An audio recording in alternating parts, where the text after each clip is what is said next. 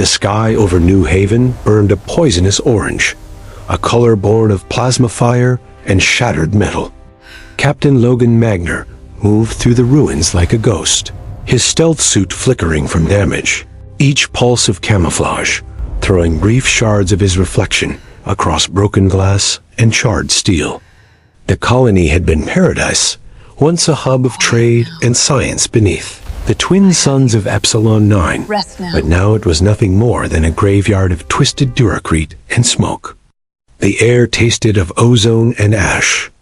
He could still hear, beneath the distant thunder of collapsing structures, the faint echoes of screams, replaying endlessly in the fractured hollows of his mind. Orders. He needed orders. His comlink crackled, producing only static. The neural dampeners the Kraken had unleashed jammed every frequency. He was alone, cut off, the last heartbeat in a city already declared dead.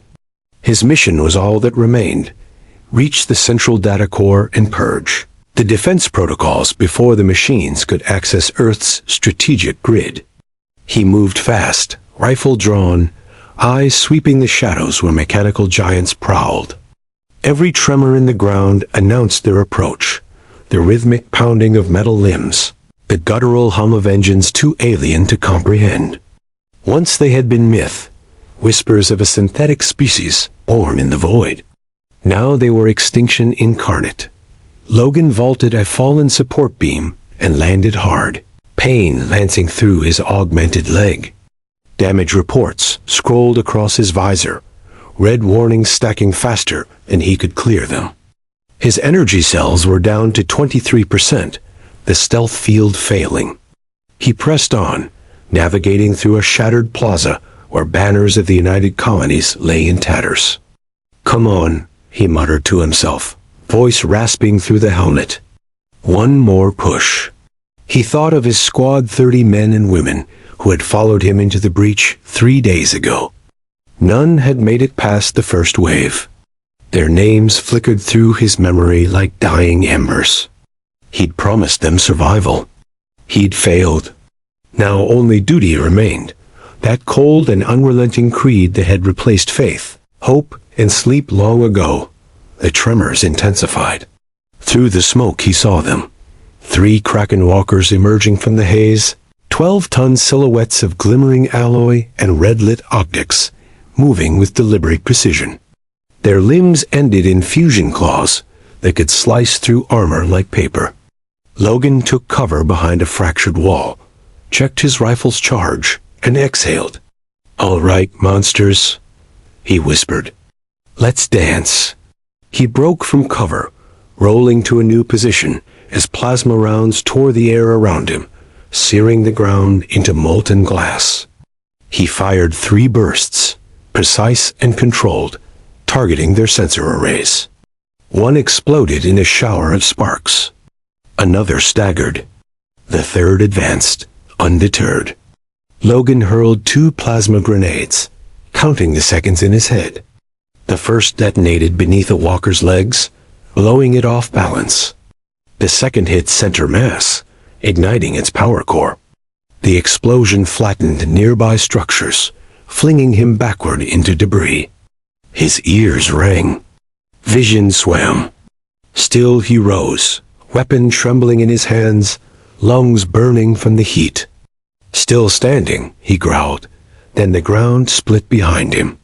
A 4th walker, larger than the rest, tore through a ruined building, showering him with concrete dust. Its optic lenses flared like twin suns. Logan spun, aimed, fired, but the weapon coughed on empty cells. The machine raised its arm, a mechanical fist glowing with annihilation. In the split second before it struck, he thought not of duty or glory, but of silence, blessed, final silence. Impact came like thunder, and the world folded inward. Darkness swallowed everything. When awareness returned, it came with confusion. The first thing he felt was warmth, not the searing heat of battle, but something gentle, enveloping. His face pressed against a surface smooth and impossibly soft. His breath caught. The smell was unfamiliar, sweet like alien blossoms after rain. He tried to move, but his body refused. His limbs were heavy, pinned by something immense, yet tender. Through half-opened eyes, light filtered in pale violet and crystalline. A shadow loomed above him, vast and humanoid, her outline framed in the glow of bioluminescent armor. His soldier's mind labeled her instantly, non-human, possible threat. But when she spoke, the voice was low, melodic, carrying an accent that made the edges of his fear blur. "Rest, little warrior," she said, and her tone was not command but comfort. He blinked once, twice, as the realization settled in like a dream he couldn't resist. He was alive. The last memory he had was the mechanical arm descending upon him, the certainty of death. Now he lay cradled in the arms of something living, something impossibly tall, impossibly gentle, her violet skin glowing faintly in the half-light. The battlefield was gone, the fire replaced by warmth. For the first time in days, Logan Magner stopped fighting. Logan awoke again to the sound of breathing that wasn't his own, slow and deep, like waves breaking on a distant shore. The air was warmer than he remembered, scented faintly of minerals and something floral, something alive. His eyes opened to a ceiling that shimmered as though made of liquid crystal, refracting pale lavender light across the walls of a chamber too elegant to be human. He tried to sit up, only to feel a weight across his chest. A hand, massive and graceful, tipped with dark violet nails. "Easy," a voice said, calm but edged with authority. His gaze followed the sound, and she was there, the giantess who had plucked him from death. 9 feet tall, perhaps more, her form was both alien and disarmingly human. Smooth violet skin traced with subtle bioluminescent lines, hair the color of storm clouds caught in the light of a setting sun, and eyes that shimmered with an inner glow that shifted between silver and blue. She wore armor that seemed grown rather than forged, a living thing that responded to her movements like liquid metal.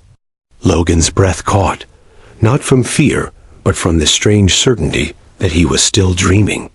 "You shouldn't be alive," he muttered, voice raw.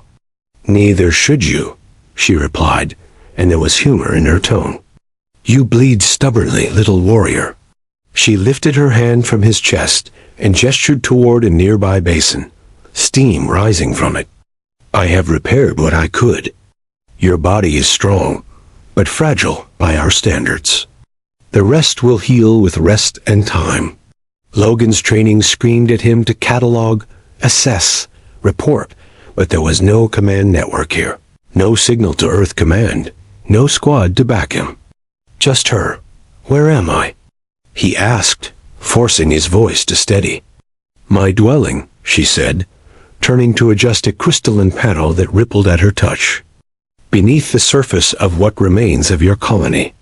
I found you among the dead, crushed beneath your own machines." He winced at that. "How long?" "3 rotations," she said. "You have been drifting between life and death for much of that time. I thought you might choose death. I am glad you did not." Her tone was factual, yet it carried a strange softness. A care that disarmed him more effectively than any weapon could. He tried to stand, ignoring the protest of half-healed muscles. But she moved faster than any creature that size had the right to. One enormous hand pressed lightly against his shoulder, and it was like being restrained by gravity itself. "You are not ready," she said. "Save your defiance for when it is useful." He glared up at her. "I don't take orders from anyone?" She finished for him, smiling faintly. "You humans and your pride. You're all flame and thunder until the wind changes." Her laughter, low and melodic, filled the chamber. "I am Nara of the Valkyrian sovereignty. We are not your enemies, human. We are neutral." "Neutral doesn't mean friendly," he muttered, but she only tilted her head. "Nor does it mean cruel. I saved you because I chose to." You may find that rare among your kind." Her words struck deeper than they should have. He turned his face away, staring at his reflection in the crystalline wall-tired eyes, scarred jaw, the marks of too many battles. "I had orders," he said quietly. "I still do." She regarded him with an expression he couldn't name, somewhere between curiosity and sympathy. "Orders from the dead," she said softly. "There is nothing left of your colony. The Kraken destroyed all before we intercepted them. You are the only heartbeat left beneath these suns." The statement hit harder than any explosion. He looked down, the weight of it pressing into his ribs like a blade. "You're lying. Would I bother?" She replied gently. "There is no war here now, only survivors." He felt her presence beside him, towering but strangely tender, as she crouched to meet his gaze. "You fight even when there is nothing left to win. That is what fascinates us about humans." She reached out, brushing a thumb along his temple where scar tissue met stubble. "You burn so brightly, even when you're breaking." Logan didn't know what to say, didn't trust his voice, not to betray the hollow ache gnawing at him. Instead, he sat in silence, the hum of alien technology filling the space between them. She stood and turned away, her silhouette outlined by violet light. "Rest, little warrior," she said again, the same words she had spoken on the battlefield. "You will need your strength. The universe is not done testing you yet." And as his vision began to fade back into exhausted darkness, he thought he heard her humming a low, resonant melody that made the walls themselves seem to breathe, a lullaby in a language older than stars. When Logan awoke again, strength had begun to return to his limbs, though the weight of loss sat heavy on his chest, an invisible wound no medicine could heal. The alien dwelling hummed softly around him, its crystalline walls pulsing with light that shifted in rhythm to some unseen heartbeat. Nara was there, as she always seemed to be, her towering form both sentinel and comfort. She stood near a table of gleaming organic metal, cleaning her armor with deliberate, ritual-like precision. "You humans recover quickly," she remarked without looking at him. "Quicker than we expected." Logan swung his legs over the edge of the bed, wincing as he tested his balance. "You make it sound like I'm a lab specimen." She turned then, her luminous eyes meeting his. "A mystery, perhaps. Your body is frail compared to ours, yet your spirit refuses to yield. You fascinate me, little warrior." He straightened his posture, military instinct returning despite the surreal calm of his surroundings. "Captain Logan Magner," he said, out of habit more than pride. "Earth Defense Force." Nara inclined her head. "And I am Nara of the Valkyrian Sovereignty, First Sentinel of the Third Moon Accord. Titles mean little here, but if they make you comfortable, keep them." There was teasing in her tone, but beneath it something deeper respect, perhaps even admiration. Logan's training told him to maintain distance, to view her as a potential threat, but the longer he looked into those silver blue eyes, the less he could summon the coldness of duty. "You could have left me there," he said finally. "Why didn't you?" She hesitated, a rare flicker of vulnerability crossing her expression. "Because I saw you fight when no one else stood. Even when the sky fell, you did not run. Among my kind that earns a debt of honor." He snorted softly. "Didn't feel very honorable at the time. Just desperate." "Desperation," she replied, "is often the root of courage." Over the next days, if time could still be measured beneath Epsilon 9's fractured sky, Logan's strength returned, and with it, fragments of his soldier's instinct. He trained with the tools she provided, strange hybrid weapons that pulsed with organic energy, and she watched, occasionally correcting his stance with a touch that sent unwelcome warmth through him. Their conversations lengthened, turning from tactics to philosophy, from war to what lay beyond it.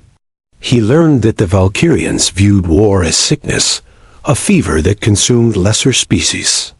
Yet she, unlike her peers, believed that emotion had power. That connection was not weakness, but the source of strength itself. "You fight because you care," she told him once as they stood outside her dwelling, the fractured skyline of New Haven glowing faintly in the distance. "We fight because it is expected. Perhaps we have more to learn from you than we care to admit." Logan wanted to believe that, but the soldier in him knew better. "Caring gets people killed," he muttered. "Attachment clouds judgment." She smiled, soft and knowing. "And yet you still live. Perhaps your attachments are what saved you." He didn't answer, but something in her voice unsettled him. Resonance that felt dangerously close to hope, that when the other Valkyrian warriors finally arrived, the atmosphere shifted. They entered the dwelling with silent precision, their towering forms clad in armor of shifting hues. Their leader, Nara, wore markings of rank and a gaze sharp enough to cut through steel. Her eyes lingered on Logan, assessing, measuring. "This is the human you risked sanction for?" she asked Nara, her tone neutral but laced with disbelief. "You jeopardized neutrality for a fragile soldier?" Nara stepped forward, unflinching. "I saved a warrior worthy of life. That is my right." Nara's lips curved into something between amusement and challenge. "Your right ends where the Council's patience begins. You know our law. No claims without sanction." Logan bristled. "Claims?" he asked, but Nara ignored him. "Then I make it formal," she declared. "By right of rescue and care, I claim him under Valkyrian protection." A murmur rippled through the other warriors. Nara's expression darkened. "And I challenge." The words fell like thunder. Logan didn't fully grasp what was happening until Nara turned toward him, her eyes fierce but calm. "It is our way," she said softly. "To protect something precious, one must prove worth before the stars." The ground between the two giants shimmered as their armor activated, their forms blazing with energy. Logan's instincts screamed to intervene, but all he could do was watch as they clashed, two forces of nature moving with terrifying grace. The chamber filled with light, and the sound of thunder made flesh. When it ended, Nara lay defeated but alive, and Nara stood above her, breathing hard, her gaze locked on Logan. "You are safe," she said simply, voice steady despite the tremor in her limbs. "You belong under my protection now." Logan didn't know what to feel: gratitude, fear, something else entirely. But as she reached out and touched his shoulder, he understood one thing. Whatever had begun on that battlefield had only just started to change the shape of both their worlds. The days that followed, Nara's victory bled together in a blur of uneasy calm, as if the world itself were holding its breath. The Valkyrian settlement, once hidden beneath the scorched plains of Epsilon 9, was now alive with whispers.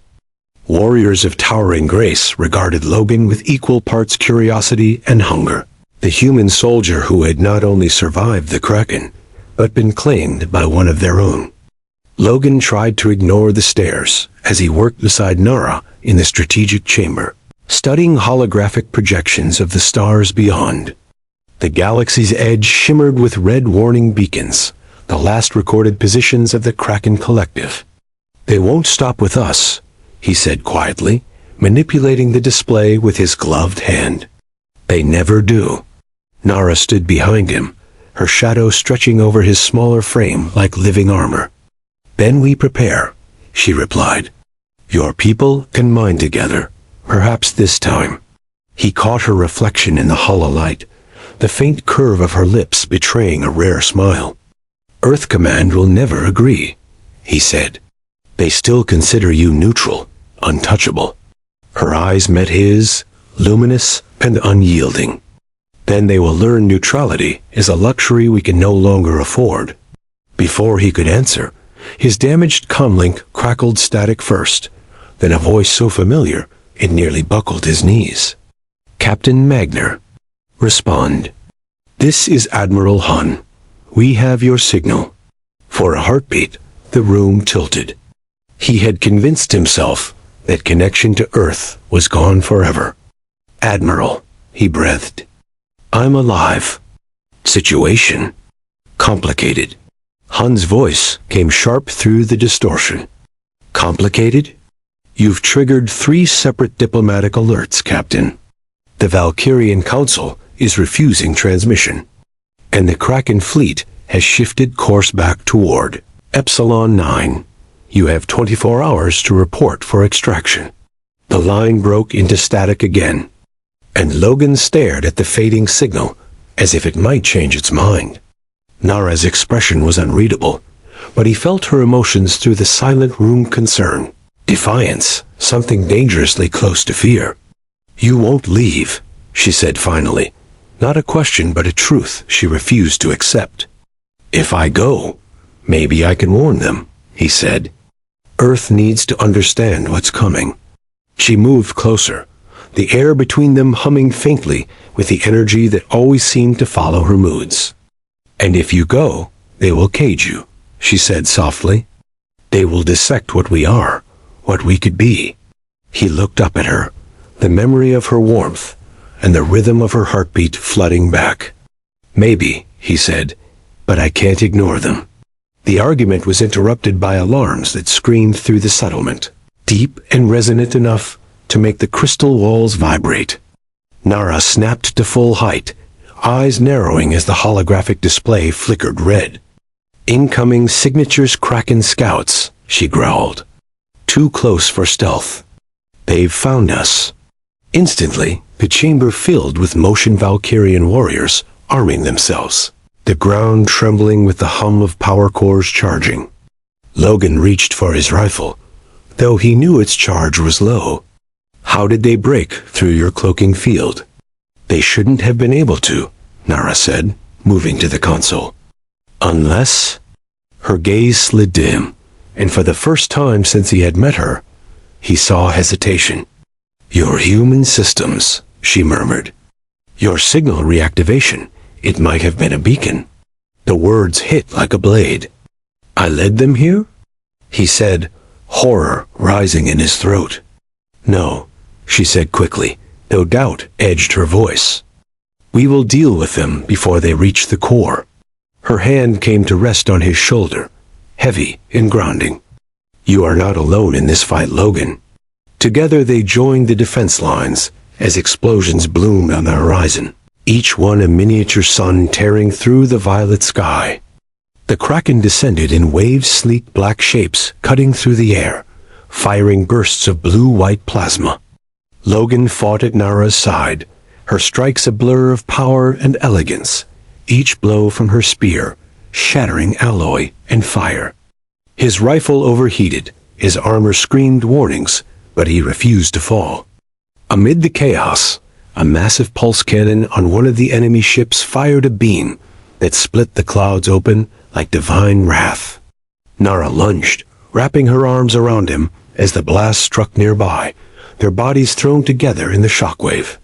When the smoke cleared, the Kraken scouts were retreating, but the damage was done, their position exposed, their neutrality broken.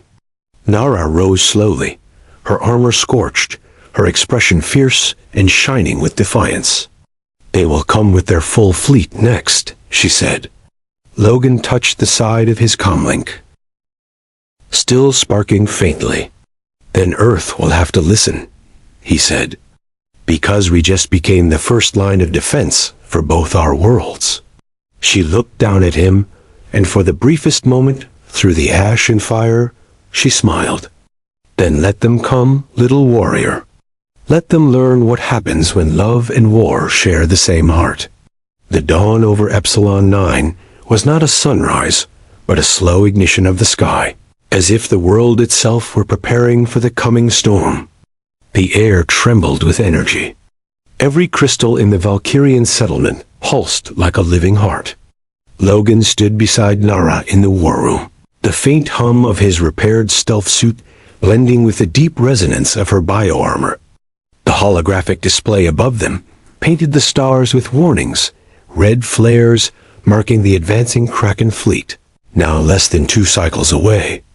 Around them, human engineers and Valkyrian artisans worked side by side, fusing alien biotech with human weaponry, a symphony of ingenuity born from desperation. Their numbers are beyond what we can counter with brute force, Logan said, his voice steady but grim. But if we can harness your resonance fields, the way you healed me, the way our energy linked, it might give us something they can't anticipate. Nara's gaze softened as she watched him move between stations, his smaller form commanding a room full of beings twice his size. Your mind never rests, she murmured. Even now, you think of others before yourself. He glanced up at her, a tired grin ghosting across his face. That's what command is, isn't it? She shook her head, lowering her voice. No, Logan, that is what love is. Her words caught him off guard, even now, after all they had shared. Before he could respond, Mara entered, armor gleaming like forged silver, expression all business. Our scouts report multiple Kracken carriers breaking formation, she said. They're preparing for a planetary descent. We'll be surrounded within the hour. Logan and Nara exchanged a look, fear tempered by fierce resolve. Then we begin the resonance trials now, he said. The chamber they entered shimmered with energy, lined with crystalline conduits that sang softly in response to Nara's presence. Logan stepped into the center, sensors mapping his biosignature, while Nara joined him, her massive hands resting gently on his shoulders. You trust me? She asked quietly. With everything, he replied. She smiled, and then the chamber bloomed with light. Energy surged through them, both hot, pulsing, alive. For a moment, Logan saw flashes of her memories. Her first battle, her first loss, the silent vow she had made to protect rather than destroy. And she saw him, his childhood under Earth's dying skies, the comrades who had fallen, the unspoken guilt that still chained his heart. Their thoughts collided and merged, dissolving the barriers between them, until there was no human or Valkyrian, only a single being of shared purpose. The resonance field flared outward, a visible halo of violet and blue, rippling through the settlement and linking with the others who had begun their own pairings. It's working, Mara said through the comms, awe lacing her normally steady tone. Their combined field is syncing with the defense grid. It's amplifying our shields by a factor of 5. But Nara wasn't listening. She felt Logan's mind inside hers, his warmth and clarity anchoring her instincts. The Kraken will never understand this, he whispered. They can't, they don't feel. Then let them learn, she answered, her voice a thunderous whisper as she activated the external conduits. The air shook as the Kraken fleet entered the atmosphere, massive war forms, descending like burning gods. Logan and Nara, their resonance now perfectly aligned, stepped forward into the open sky, their bodies encased in a halo of living light. The first wave of enemy fire hit the shield and scattered harmlessly, refracted by the harmony of their joined energies. Across the battlefield, other pairs followed suit, the world alive with streams of color and psychic fire. Guide them, Nara urged, her voice in his mind. You lead. They will follow. Logan reached out through the resonance, feeling every heartbeat of the soldiers around him, human and Valkyrian alike. For the first time in history, 2 species moved as one. When the Kraken's main dreadnought fired its annihilation beam, Logan and Nara raised their hands together, channeling the field into a single blinding pulse. The resulting explosion shattered the clouds, tearing a hole in the sky so bright it left afterimages burned into the eyes of every witness. When the light faded, the Kraken formation was in disarray, their coordination shattered. Logan swayed, exhausted, and Nara caught him easily, her massive form shielding him from the rain of debris. Still standing, he gasped. Always, she said with a smile fierce enough to outshine the sunrise. Above them, the surviving fleet scattered like frightened birds. The resonance field dimmed, but remained alive, humming faintly with the rhythm of two hearts beating as one. Proof that love of all things had rewritten the laws of war. The weeks after the battle blurred into a strange, golden calm, as though the universe itself had paused to watch what the union of human and Valkyrian had wrought. The Kraken had retreated beyond sensor range, their once unbreakable formations reduced to drifting wreckage across the void. In the heart of the rebuilt settlement, beneath Epsilon 9's twin suns, Logan walked through corridors of living crystal, now alive with laughter and song. Where once had been suspicion and division, now stood a fragile, luminous Alliance Earth engineers working beside Valkyrian healers. Soldiers sharing tactics and food beneath the glow of the resonance network that hummed like a heartbeat across the planet. Nara moved among them as both commander and legend, her violet form radiant with quiet pride, yet her eyes softened whenever they found him. The others bowed when she passed, whispering of the claimed one and the eternal bond. But to Logan, she was simply Nara, the woman who had pulled him from the ashes and taught him that survival meant more than drawing breath. They would meet in the evenings on the terrace of her dwelling, where the horizon shimmered with auroras born of their own energy field. "We've changed everything," he said once, watching the lights flicker like living memories. "For better or worse?" she asked, leaning close enough for her warmth to surround him. "For both," he answered. Their peace was not to last. One night, as the resonance grid pulsed with its usual rhythm, Logan's suit interface began to flicker with alien code symbols he didn't recognize, crawling like veins of light across the screen. He frowned, trying to isolate the source, but the signal was self-replicating, feeding on the resonance field itself. "Nara," he said, voice low. "Something's wrong." Within minutes, the war room filled with alarms. The once serene hum of the grid, now a chaotic roar. Data streams spiked. Holographic constellations fractured into noise.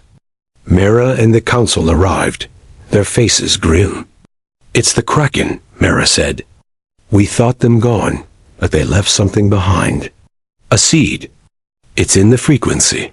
Logan's blood ran cold. "A virus?" "No," Nara said slowly, her luminous eyes narrowing as she extended her hand toward the nearest console. "A mind." The resonance field trembled, and for an instant, voices echoed through it, not mechanical, but familiar. Logan staggered as fragments of emotion, not his own, flooded his senses. Curiosity, hunger, recognition. The Kraken had evolved, adapting to what they had once sought to destroy. They had learned empathy. He turned to Nara, fear twisting with awe. "They felt us," he whispered. "Through the field, through us. They learned what connection means." Nara stepped closer, her hand finding his. "Then we have already changed them," she said. Perhaps that is the victory. But even she could feel the uncertainty coiling in the air, the sense that something vast and unseen now listened from the dark between stars. Over the following days, the field stabilized, but faint harmonics continued to ripple at the edge of perception, a ghost song that mirrored their own resonance. Logan found himself staring at the sky more often, wondering what intelligence stirred out there, born of their bond. When the council convened, Earth Command declared the Resonance Alliance a new joint defense, with Logan as its ambassador. The ceremony was grand, but afterward, as the twin suns dipped low, he escaped to the cliffs where Nara waited. "Do you hear it?" he asked quietly. She nodded, her massive hand closing around his. The echo. Together, they watched the horizon as the auroras shimmered and shifted into new patterns, pulsing to a rhythm that matched their own. Somewhere beyond the edge of known space, a signal pulsed back gentle, curious, almost affectionate. Nara's breath warmed his hair. "Even the machines have learned to feel," she said. "Perhaps the universe is finally waking up." He leaned into her embrace, the stars reflected in her silver eyes. "Then let it wake," he whispered. "We'll be ready." And as night swallowed Epsilon 9, their joined resonance glowed brighter than ever, a promise to the cosmos that love, once unleashed, could never again be contained.